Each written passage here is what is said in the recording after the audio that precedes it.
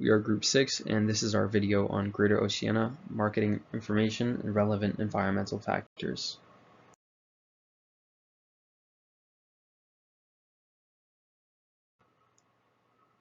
So some major US companies that are operating in Australia currently are Amazon, Microsoft, Google, Eventbrite, Apple, Bank of America. You notice a lot of these are tech companies, and we're going to dive into a little bit deeper as to why they are tech companies, primarily in Australia right now. So you can see here the Australia business regulations. They currently hold 689 billion, which ranks them 10th globally. Regarding the U.S. joint venture investments, there's no specific law, although common practices are usually followed. These include written agreements, choice of structures, local law and tax compliance, as well as sometimes approval from the FIRB, which is the Foreign Investment Review Board. Starting a business is a bit more complex, so one would need Australian citizenship, or they would need to be partnered with someone that has that. The most common joint venture sectors currently are quantum technology, energy and infrastructure, as well as defense and security. And for the US franchise investments, you can see that BodyFit, H&R Block, and Taco Bell are examples of some franchises that currently operate in Australia, as well as the examples over on the right. Current US FDI in Australia is about 193.34 billion in 2023. And you can see this has been pretty steady since 2012, obviously with some ups and downs, primarily regarding to pandemics, environmental factors, and inflation. And over on the left here, we have which sector attracts the most foreign investment. Now, this isn't scaled to specific US investments, but you can kind of get a general idea of what's primarily being funded. The top three being made up of mining, financial and insurance activities, as well as real estate activities, and manufacturing following close behind that. Focusing on some opportunities for US investors, one of those most notably being better access to Asia and Pacific regions. They benefit from a high regulatory framework, meaning that the country is low risk in business climate. They are members of the AUS-FTA, which is the Australian and United States Free Trade Agreement.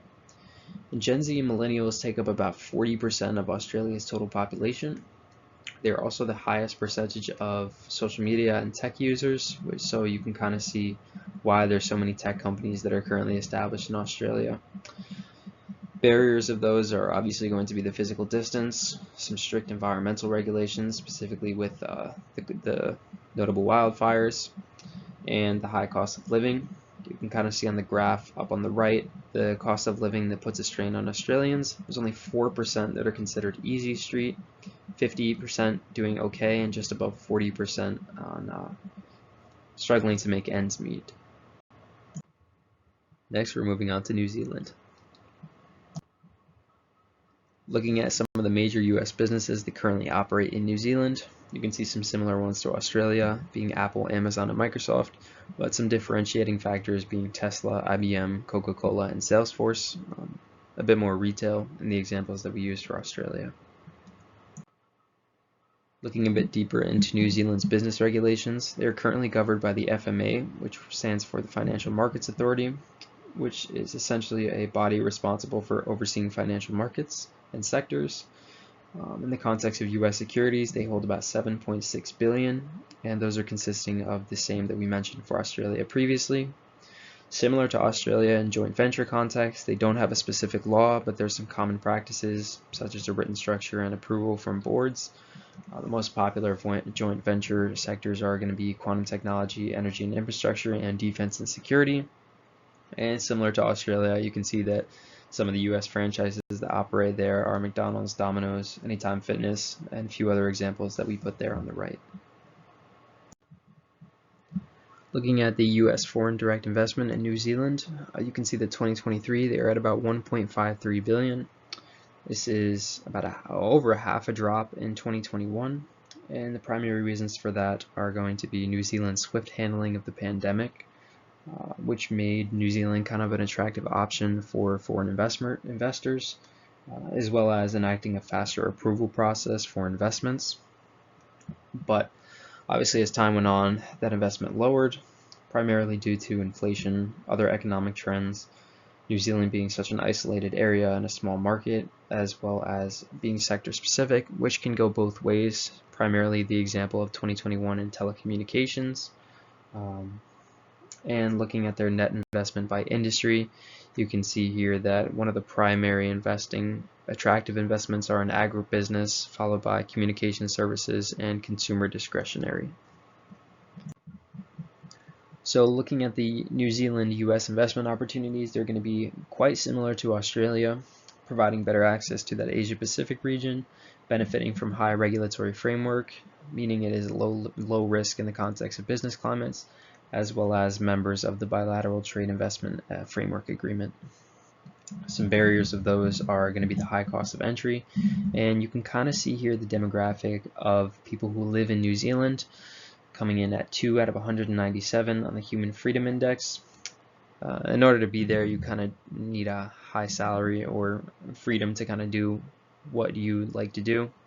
Kind of explains them ranking 17 out of 197, although above that you see that they're ranked pretty high in their expense scale. The most notable one being rent and transport, 18 out of 197 and 6 out of 197. Some other barriers are obviously the geographical isolation, the market size having a smaller population, as well as regulatory environment. There's some pretty strict environmental regulations being that it is so isolated. And you can see here some of the challenges of starting a business are the current economy, some supply chain issues, again dealing with that isolation, staff mental health and well-being, as well as the cost of living. Lastly, ending with Indonesia. Some major US companies that are operating in Australia. They're a healthy mix of retail, technology, and other forms of major corporations, some of those being Mobil, P&G, Caterpillar, Johnson & Johnson, Nike, Bank of America, and Walmart. So there's quite a bit of information about their Indonesian business regulations. In US securities, they hold about 21.4 billion of US treasuries. What's more important information is regarding their joint ventures. So there is no exact law, but they practice kind of a different set of common practices, focusing more on personal relationships, mutual understanding, and authenticity. And in Indonesian culture, this can usually mean more than a formal contract. Some notable US joint ventures in Indonesia are Coca-Cola, Gatorade, as well as Johnson & Johnson. Indonesia has a high focus on sustainability and climate change. They were actually recognized by the Biden administration for their global leadership in some critical minerals. So the administration is currently focused on creating high standard sustainable energy jobs in both countries with hopes to attract foreign investors. Regarding their franchise investments, kind of the same ones that operate in the previous two we mentioned, McDonald's, Walmart, Starbucks, as well as some others there on the right.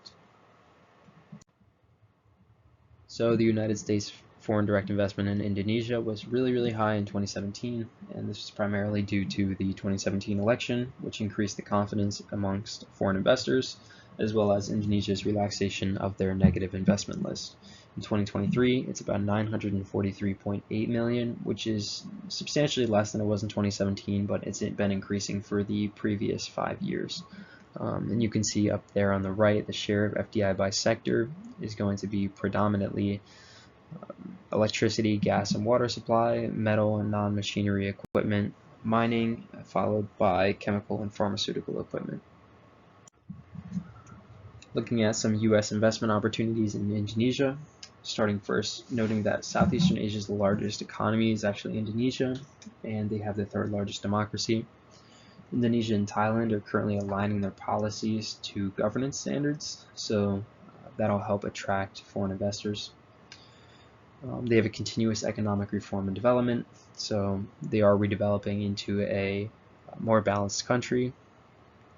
They have a current accession to the OECD, the Organization for Economic Cooperation and Development.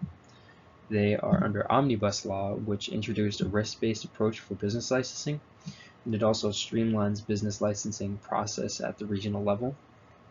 There's a 1996 bilateral TIFA, and they have access to the Asia Pacific region. Some barriers of this are going to be economic nationalism, as well as dealing with some corruption, bureaucratic inefficiency, as well as weak enforcement of contracts, being with that personal first preference. You can see on the right here the current countries that are involved in the OECD. Australia and New Zealand, in fact, both are. Summarized, Australia having that $689 billion in foreign investment, significantly higher than the other two. Operating franchises like Taco Bell and H&R Block, as well as good access to the Asia Pacific region.